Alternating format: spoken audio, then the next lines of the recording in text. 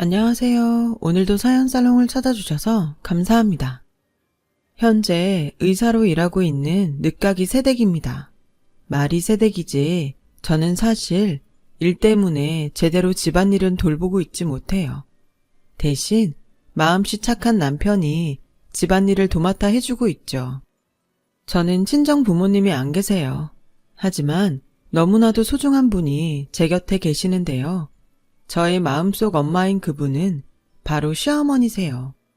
그분에게 저의 마음을 전하고 싶어 이렇게 사연을 보내게 되었어요. 알고 보니 시엄마가 이곳 애청자시더라고요. 저는 어릴 때부터 불우한 가정에서 자랐어요. 제가 기억하는 아빠는 항상 대낮에 술을 드셨어요. 그러니 초저녁엔 이미 만취가 되어 있는 날이 많았고요. 엄마가 퇴근 시간보다 조금이라도 늦으면 아빠는 엄마를 의심하며 거칠고 긴 싸움이 시작되었죠. 제 밑으로 8살 아래 남동생이 있었어요. 그렇다 보니 저는 불우한 가정에서 어린 동생을 챙겨야 했고 엄마와 아빠의 싸움이 있는 날에는 매일 폭풍이 잠잠해지길 숨죽여 기다려야 했어요. 빠른 친구들은 이미 사춘기도 오고 했을 시기인데 저는 상황이 이렇다 보니 사춘기가 뭔지도 모르고 지나갔고 친구들이 부모님이나 집에 불만이 있다며 투정을 부리는 모습을 보면 부럽다 못해 화가 났어요. 제 입장에서는 다 배부른 고민이었으니까요. 지금도 그 시절 기억에 남는 일을 꼽아보라면 TV 속에 보여지던 화목한 가정을 보면서 저건 인위로 만들어낸 거짓말이라며 울던 제 모습이 가장 먼저 떠올라요. 아마 저는 그 모습이 부럽고 셈이 나서 애써 부정하고 싶었던 거겠죠. 저에게 집은 보금자리도 아니고 저를 위한 장소도 아니었어요. 그래서 저는 어린 초등학생이었지만 결혼 같은 건 절대 하지 않겠다고 가슴속 깊이 다짐했어요. 남편이 아빠 같은 사람이 될까봐 무서웠거든요. 그리고 늘 혼자 일하며 절대 행복해 보이지 않던 엄마를 보며 나는 절대 저렇게 살지 말아야지 라고 생각할 수밖에 없었어요. 그저 저는 이등병이 제대하는 날을 기다리듯 악몽 같은 시간이 끝나기를 기다려야 했죠. 제가 중학교 3학년이 되던 어느 날 엄마는 저에게 이렇게 말씀하셨어요. 혜영아, 엄마는 이 집을 나갈 거야. 네 아빠하고는 도저히 가망이 없어. 그래서 하는 말인데 네 아빠가 나가더라도 너랑 네 동생 중 하나는 두고 가라고 난리를 쳐서 그래서 엄마는 어린 네 동생을 데리고 나가려고 해. 미안해. 저는 세상이 다 무너지는 것 같았어요. 은근 엄마와 아빠가 빨리 이혼을 했으면 좋겠다고 생각했지만 제가 아빠와 남게 될 거라고는 상상도 하지 못했거든요. 그래서 저는 울며 불며 싫다고 엄마에게 매달렸지만 이미 결정난 일에 소용이 없음이 느껴졌어요. 그래서 저는 진짜로 엄마가 동생만 데리고 나간다면 집을 나갈 생각을 했고 언제고 학교 가는 길에 나갈 수 있도록 준비를 해놨는데요. 그러던 어느 밤 잠이 올까 말까 하던 밤이었는데 엄마가 조용히 저에게 다가와 이렇게 말씀하시는 거예요. 혜영아, 옷 입어. 나가자. 엄마는 제가 매달리고 또 집을 나갈 계획이라는 것을 이미 눈치채셨는지 준비한 가방을 가지고 나가자고 하셨어요. 그렇게 저는 엄마와 동생과 함께 그 지긋지긋한 집에서 도망칠 수 있었고 비록 단칸방 신세에 아빠 때문에 이곳 저곳 전전하며 살아야 하는 떠돌이 생활이었지만 처음으로 마음 편히 두 발 쭉 뻗고 지낼 수 있는 날이었어요. 그렇게 저는 고2가 되었고 동생은 10살, 초등학교 3학년이 되었는데요. 어느 날부터인가 엄마의 기침소리가 예사롭지 않게 들리기 시작하는 거예요. 처음엔 감기에 걸렸나 생각했는데 그 강도가 점점 더 심해져 불안한 마음까지 생겼어요. 그리고 청소를 하던 중 엄마의 약으로 보이는 무수한 알약이든 봉투를 보는 순간 저는 어떤 좋지 않은 예감이 들더라고요. 그렇게 제가 조금씩 무언가를 알아갈 즈음 엄마는 공장에서 일을 하다 쓰러져 병원에 실려가셨고 엄마가 폐암 말기라는 사실을 듣게 되었습니다. 엄마는 결혼 후 동생을 낳은 후부터 무능한 아빠를 대신해 제조 공장에 다니셨어요. 외할머니는 돌아가시기 전까지 엄마가 어릴 때부터 빈혈도 있고 호흡기가 좋지 않다며 공장 같은 곳에서 일을 하는 것이 걱정이라고 하셨는데요. 엄마의 병을 듣게 된 순간 외할머니의 그 말이 어찌나 머릿속을 맴돌았는지 몰라요. 그리고 의사 선생님으로부터 이미 엄마의 폐가 손을 쓸 수 없는 단계에 다른 장기에도 전이가 돼서 더 이상의 가망은 없다는 소리를 듣게 되었어요. 저와 남동생을 안타까운 눈으로 보던 의사 선생님은 쉽게 말이 나오지 않는지 한참을 망설이다가 마음의 준비를 하고 다른 어른들에게 빨리 알리라고 하셨는데 아무리 생각을 해도 달리 알릴 곳이 없더라고요. 저는 막막한 심정으로 엄마의 핸드폰에 연락처를 찾았어요. 그리고 채 10명도 저장되어 있지 않은 엄마의 핸드폰 속 연락처를 보게 되었고 그중 그래도 유일하게 친구로 보이는 내 친구 유미라는 이름이 보여 저는 떨리는 손으로 그 번호에 전화를 걸었어요. 여보세요? 수키니? 정말 수키야? 왜 그동안 연락이 없었어? 내가 얼마나 걱정했는데. 핸드폰 너머 들리는 낯선 아줌마의 목소리에 반가움과 걱정이 섞여 있었고 저는 떨리는 목소리로 이렇게 말했어요. 안녕하세요. 저는 정수키 씨 딸이에요. 뭐? 수키 딸? 네. 근데 지금 엄마가 좀 많이 안 좋아요.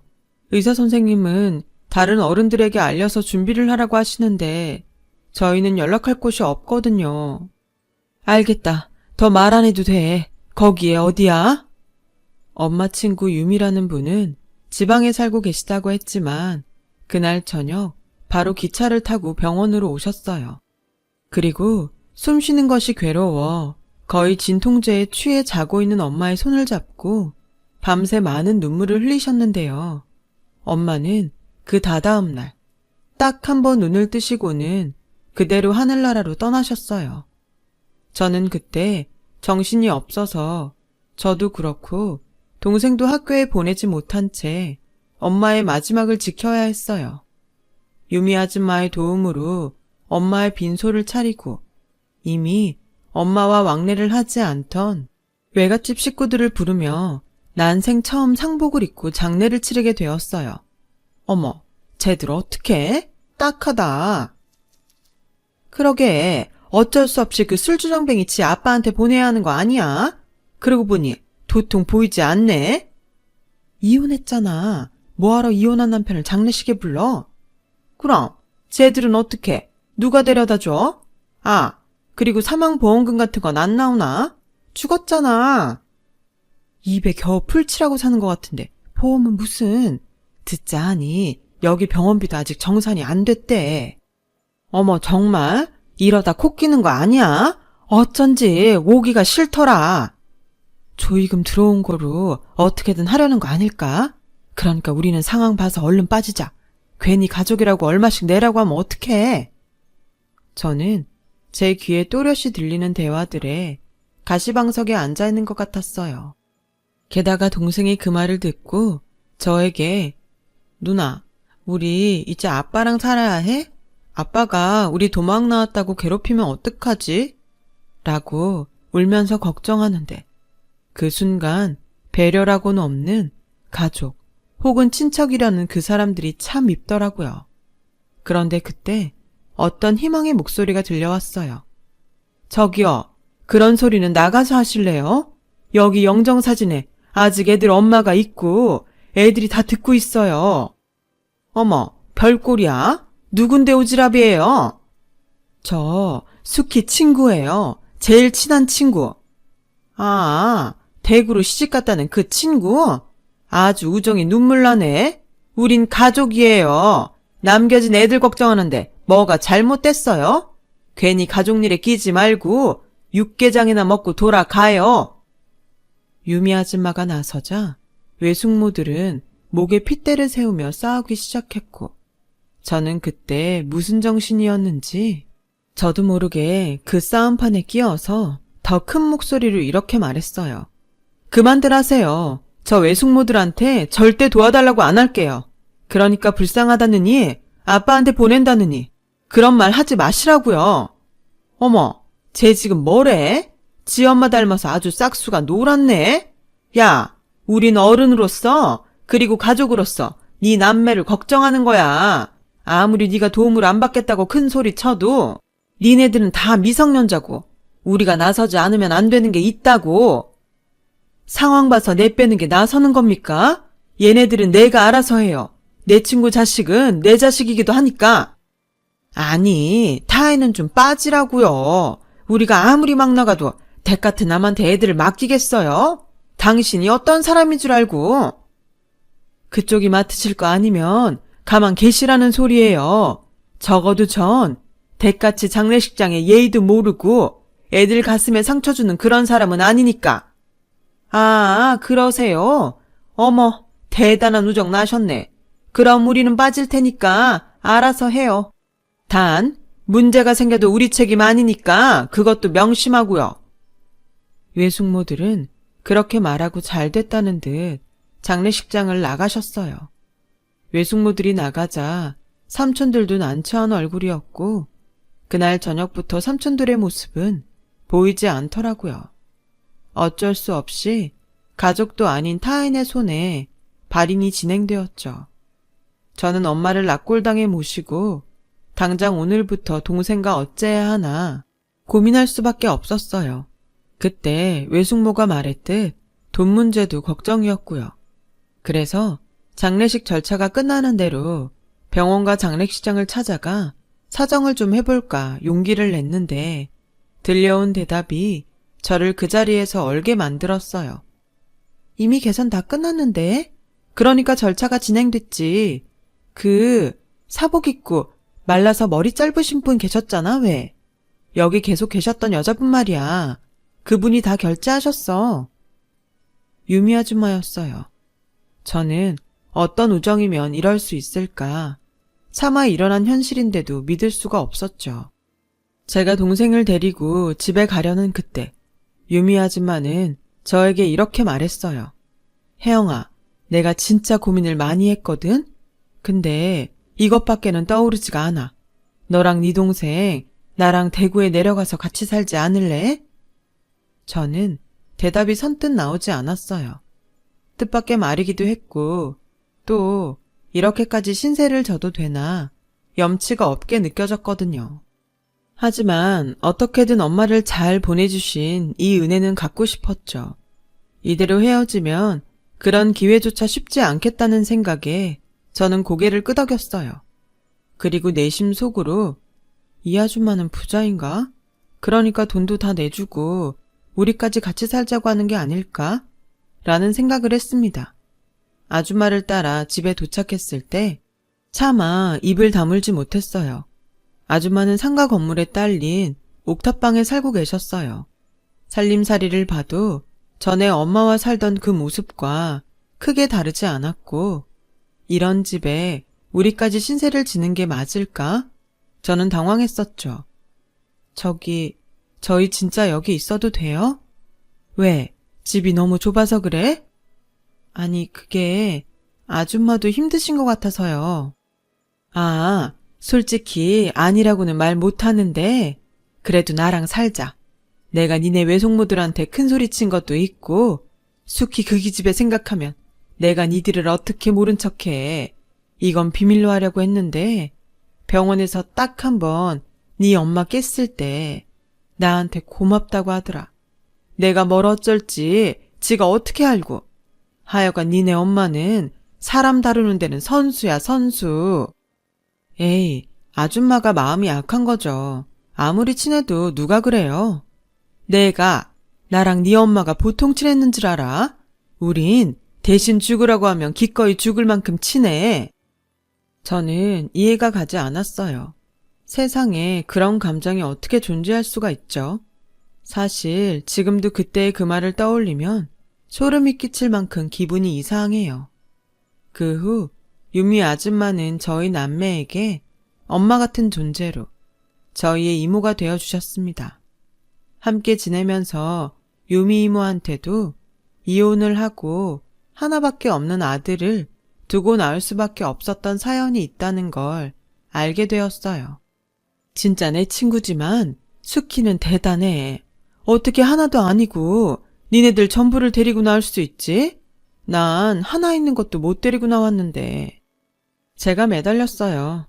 아빠랑 절대 둘이 살고 싶지 않았거든요. 근데 이모는 남편이 알코올 중독자도 아니고 직업도 있었다면서요. 아마 우리 엄마도 아빠가 그랬으면 그렇게 우리 둘을 다 데리고 나오지는 못했을 것 같아요. 아니, 네 엄마는 결국엔 니들을 다 데리고 왔을 거야. 걔 마음이 많이 약하거든. 나는 사실 니네 엄마랑 처음부터 좋지는 않았어. 내가 니네 엄마 많이 괴롭혔거든. 자기도 가난한 집 딸이면서 공부도 잘하고 성격도 바른 게 영 재수가 없었어. 이모도 어린 시절이 힘들었어요? 살기 싫을 만큼. 그래서 한 번은 학교 옥상으로 올라간 적이 있어. 우리 동네에서 가장 높은 건물이 우리 학교였거든? 근데 그렇게 내가 괴롭혔던 니네 엄마가 몸을 날려서 날 막더라. 살다 보면 좋은 날이 온다고. 지금은 어쩔 수 없는 터널이라고. 그때는 그냥 니네 엄마가 하는 말이 무슨 말인지도 모르겠고 그냥 짜증이 났는데 시간이 지나고 조금씩 내 사정이 좋아지니까 그때 잘못된 선택을 하지 않은 게 얼마나 다행인지 니네 엄마가 너무 고맙더라고. 그래서 그 뒤로는 가장 친한 친구가 됐어. 그냥 내 스스로 생명의 은인이다 라고 여겼지. 그렇게 한 3년인가 4년을 친자매처럼 붙어 다녔는데 내가 대구로 오게 되면서 헤어지게 됐어. 왜요? 집 나간 엄마가 같이 살자고 했거든. 니네 엄마는 밝고 공부도 잘하니까 금방 나 말고 좋은 친구들이 생길 거라고 생각했는데 그 뒤 니네 외갓집이 사정이 더 많이 안 좋아졌다고 하더라. 니네 엄마도 결혼한다는 말만 있고 연락이 없었어. 엄마의 불행은 그때부터였네요. 그러게 나도 사는 게 바쁘고 또 남편이랑 사이가 좋지 않아서 네 엄마가 얼마나 힘든지 알아볼 여유가 없었어. 그저 미안할 뿐이지. 그래서 그 미안한 마음 니들 남매 키우면서 갚으려니까 넌 아무 생각하지 말고 공부만 열심히 해. 너 공부는 좀 하니? 이모는 대뜸 저에게 그런 질문을 하고 심히 많이 궁금한 얼굴을 했어요. 저는 집안 형편 때문에 그 흔한 학원은 가지 못했지만 나름 머리가 좋다고 자부는 했었는데 최근 들어 학교에 못 갔으니 이걸 잘한다고 해야 될지 몰라서 대답을 못하고 있었죠. 저희 행동에 이모는 알았다는 듯 하며 지나가는데 은근 자존심이 상하더라고요. 좀 해요, 공부. 그래? 정말? 그럼 넌 꿈이 뭐야? 의사요. 의사? 너 진짜 공부 잘하는구나. 좋았어. 앞으로 네 뒷바라지는 내가 할 테니까 네 동생 걱정하지 말고 넌 공부만 해. 조카딸 의사 한번 만들어 보자. 이모는 마치 신이 나는 듯 그렇게 옥상에서 큰 소리로 말했어요. 저희 엄마와 완전 다른 성격의 이모를 보면서 저는 처음으로 어른의 울타리에서 보호받는다는 느낌을 받았어요. 정말로 의사가 돼서 돈을 아주 많이 번다면 이모에게 가장 먼저 은혜를 갚겠다고 다짐하며 한눈 팔지 않고 오로지 공부에만 매달렸어요. 그 결과 저는 전학생인데도 불구하고 전교 1등을 했죠. 고3 수능을 보던 그해 높은 상위권 성적으로 서울대 의대에 합격했습니다. 이모는 남동생을 맡을 때니 저에게 서울로 올라가 아무런 걱정하지 말고 의사 공부를 하라고 또 저에게 모든 지원을 해주셨어요. 이모는 당시 식당 일을 하시고 또 집에서는 부업을 하시며 제대로 잠도 자지 못하는 생활을 하셨는데요. 대출까지 받아 저의 서울집 보증금을 마련해 주시니 너무 감사한 마음이었죠. 이걸 내가 어떤 마음으로 살면서 어떻게 다 갚나 싶어 미안해서 눈물만 흘렸어요. 그래서 그 후 동생에게 늘 누나가 자리 잡으면 데리러 올 거야. 그때까지 이모 힘들게 하지 말고 누나가 데리러 올 때까지 공부 열심히 하고 있어. 라고 귀에 딱지가 앉을 정도로 매일 말했는데 동생도 눈치가 백단이라 저와 떨어져 지내는 동안 공부를 열심히 하며 이모가 힘들지 않게 집안일을 도맡아 했더라고요. 그렇게 저는 본격적으로 의사가 되기 위해 공부를 했어요. 대학 6년 장학금을 받기 위해 잠도 거의 자지 않고 공부를 했고 또 틈틈이 과외도 하면서 돈도 벌었죠. 그래서 레지던트와 전공의를 하게 되면서부터는 이모에게 경제적인 신세를 면할 수 있었습니다. 그러는 사이 남동생은 수능을 치르고 서울에 있는 대학에 합격하면서 저희 남매는 비로소 다시 함께 살 수 있었어요. 아, 내가 이참에 여기 일 다 정리하고 니네 따라 서울 갈까? 이모, 그러지 마. 거기 이모 친구들이랑 단골 손님 잔뜩 있는데 뭐하러. 나랑 수철이가 자주 갈게요. 우리한테는 이모가 엄마고 그 집이 우리 집이잖아. 알지만 내가 니네들 없이 허전해서 그렇지. 나도 자주 서울 올라갈 테니까 니네도 자주 와야 해. 공부 열심히 하고. 돈 필요하면 망설이지 말고 말하고. 알았지? 알았어. 이제 이모도 좀 쉬면서 지내. 나 전문의 따면 매달 생활비 보낼 테니까. 그리고 이거 받아 이모. 웬 반지야? 네가 돈이 어딨어서? 벌었지. 나 과외하잖아. 돈 많이 받아. 이모한테 고마워서 이런 반지 하나 해주고 싶었어. 남들은 반지 하나 정도는 끼고 다니던데 이모는 하나도 없잖아.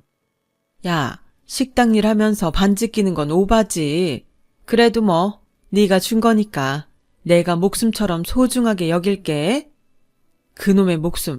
가만 보면 우리 이모는 목숨이 너무 많아. 됐고 잃어버리면 또 사줄 테니까 맡기고 다녀. 알겠지? 그래, 알았어. 아, 좋다. 이모가 조카딸 덕에 결혼할 때도 못 받은 반지를 다 받아본다. 저 먼 우주만큼 너무 좋아. 우리 이모 이렇게 금붙이 좋아하는 사람인 줄 알았음. 진작에 하나 사줄걸. 우리 간다. 이모도 밥 잘 챙겨 먹고 건강 잘 챙겨. 알았지? 그렇게 저희 남매는 서울에, 이모는 대구에 남게 되었어요. 그런데요, 처음 헤어질 때는 당연히 자주 볼 수 있을 거라고 생각했는데 저도 그렇고 동생도 각자 살기 바빠지니 그럴 여유라는 것이 쉽게 생기지 않았어요. 마음은 항상 죄송한데 또 시간이 되지 않으니 절대 멀어질 일이 없다 여겼던 관계도 많이 해이해졌고 제가 또 국시를 준비하면서 이모와 연락이 끊기게 되었어요. 이모가 저희 남매에게 말도 하지 않고 연락처는 물론이고 이사를 했더라고요.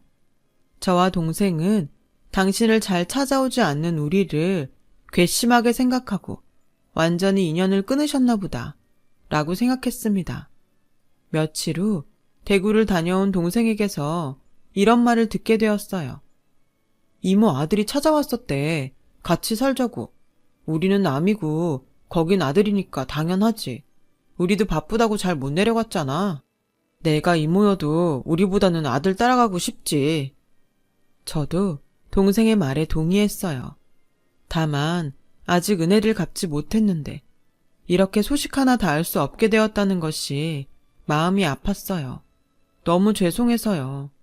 그래도 언제고 살면서 만나는 일이 생긴다면 그때 한꺼번에 모든 것을 다 갚자 하는 마음은 여전했고 저도 그렇고 동생은 정말 있는 힘껏 열심히 살았어요. 그래서 저는 그 마음으로 공부한 끝에 국시를 패스했죠. 의사 면허를 취득할 수 있게 되었는데요. 그 후에 본격적으로 전문의가 되니 그건 또 그거대로 정신이 없더라고요. 제가 생각한 의사 생활은 멋진 모습 그 자체였는데 이건 늘 수면 부족의 연속이었어요. 그렇게 전문의로서 2년 정도 지났을 때 저는 생각지도 않았던 인연을 병원 응급실에서 만나게 되었는데요. 그게 바로 지금 저의 남편이에요. 남편이 응급실에 실려온 경위는 길거리에서 묻지마 폭행을 저지른 건장한 남자와의 몸싸움이었어요. 게다가 깊게는 아니지만 당시 남편은 가슴 쪽에 큰 상처가 생겨 구급차에 실려왔고 저는 그때 하필이면 당직이라 남편의 수술을 맡게 되었어요. 다행히 중요 장기 손상은 없어서 큰 걱정은 없었지만 출혈이 꽤 있었거든요. 긴장을 했었더랬는데 평소 운동을 하던 사람이라 그런지 수술 후 회복이 다른 환자에 비해 빨라서 다행이었어요. 근데 이 남자가 자기 수술을 맡았던 제가 자신의 생명의 은인이라며 퇴원 후에도 종종 병원에 들러 케이크니 치킨이니 이런 걸 주고 가는데 규정상 그러면 안 된다고 아무리 거절을 해도 이 남자가 참 말을 듣지 않았어요. 그냥 친구가 주고 갔다고 해요. 뭐 이참에 남자친구라고 해도 되고. 뭐라고요? 제가 물어보니까 선생님 애인 없다고 하시던데요. 제가 무조건 선생님 마음에 들도록 100% 맞출게요. 처음엔 뭐 이런 사람이 다 있나 했어요. 그런데 그렇게 1년 정도 남편이 병원에 들러 병원 식구들을 챙기고 또 제가 부담을 가질까봐 있는 듯 없는 듯 챙기는데 마음이 가더라고요. 연애나 결혼은 제 인생에 없다고 생각했거든요. 생각은 그랬지만 저도 사람이라 솔직히 외로웠어요. 당시 남동생은 학교에 다니다 군복무 중이었는데 이모도 없고 동생도 없으니 허전하고 불안하고 외로웠나 봐요.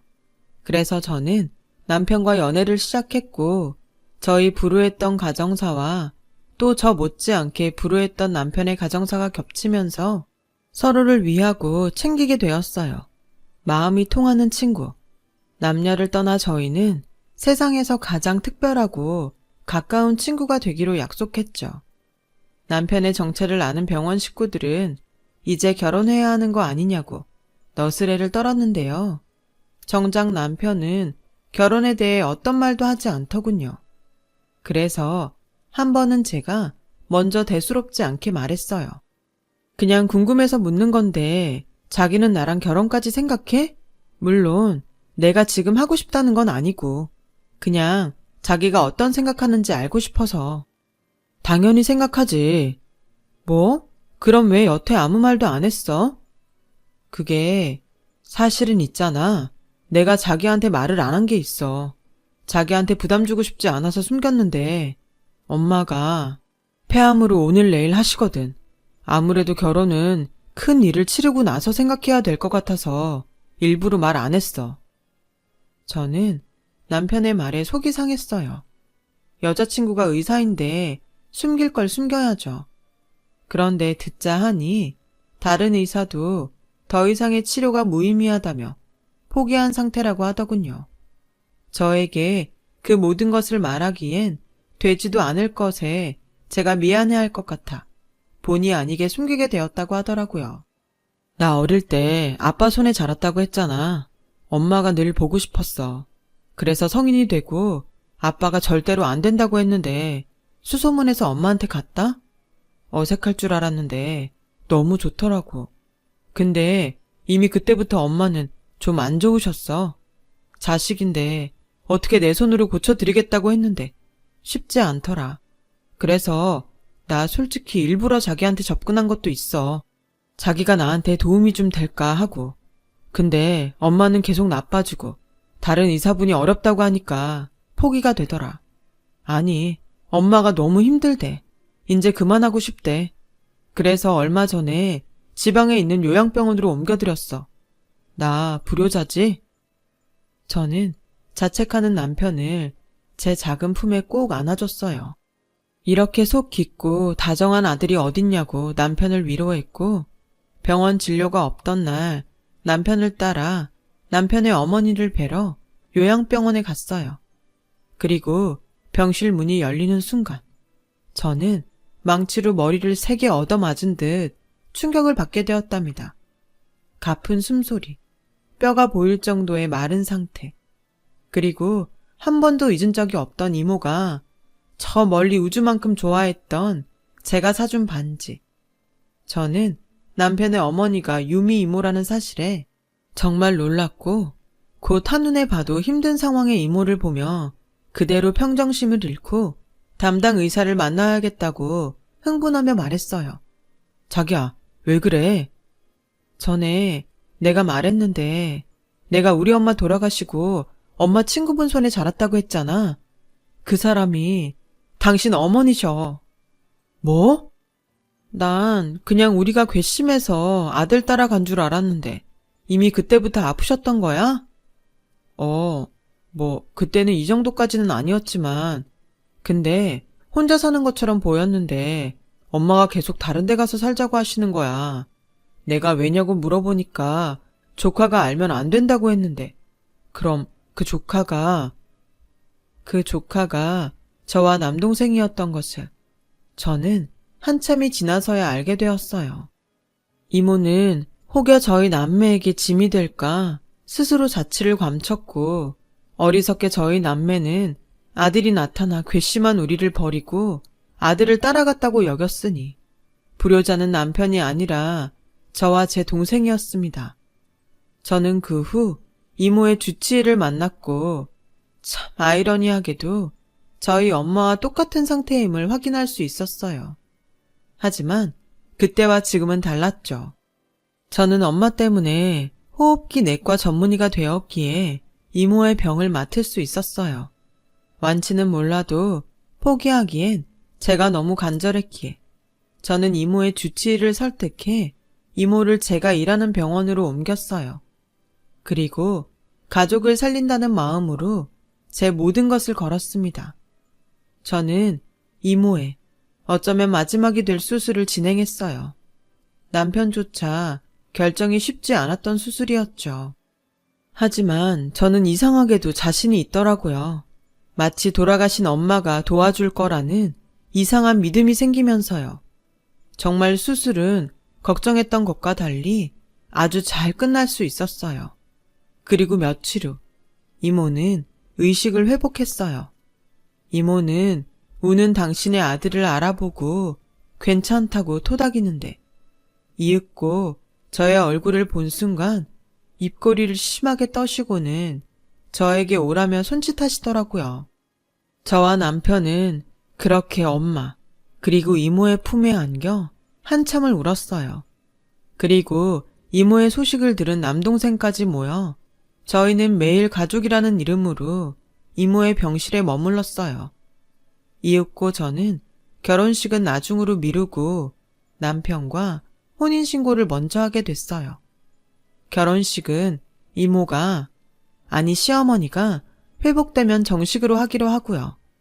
그리고 남편이 지내는 곳에서 일단 신혼살림을 먼저 차렸는데, 저는 거의 병원에 살다시피 하고 또 진료가 없는 날엔 이모의 병실에 있는 경우가 많아 남편이 조금 서운해 하더라고요.